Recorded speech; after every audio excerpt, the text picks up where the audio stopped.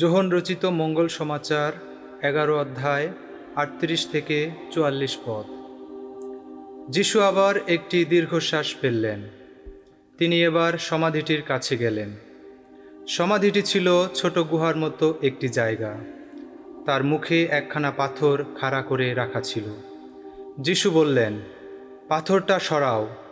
মৃত লাজারের বোন মার্থা বলে উঠলেন, প্রভু, আজ তো 4 দিন হয়ে গেল, এতক্ষণে নিশ্চয়ই ভেতরে দুর্গন্ধ হয়ে থাকবে। উত্তরে যিশু বললেন, আমি কি তোমাকে বলিনি যে বিশ্বাস থাকলে তুমি পরমেশ্বরের মহিমা দেখতে পাবে? তখন তারা পাথরখানা সরিয়ে ফেলল। আকাশের দিকে চোখ তুলে তাকিয়ে যিশু এবার বললেন, পিতা, আমার প্রার্থনা শুনেছ বলে আমি তোমাকে ধন্যবাদ জানাচ্ছি। আমি অবশ্য জানতাম যে তুমি সর্বদাই আমার প্রার্থনা শুনে থাকো। তবে আমার চারপাশে এই যে সমস্ত লোক দাঁড়িয়ে আছে, তাদের জন্যে আমি এই কথা বললাম, যাতে তারা বিশ্বাস করতে পারে যে সত্যি তুমি আমাকে পাঠিয়েছ।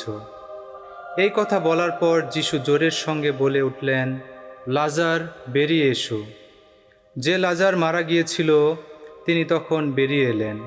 তাঁর হাত পা তখনও কাপড়ের ফালি দিয়ে বাঁধা, তার মুখ তখনও কাপড় দিয়ে জড়ানো।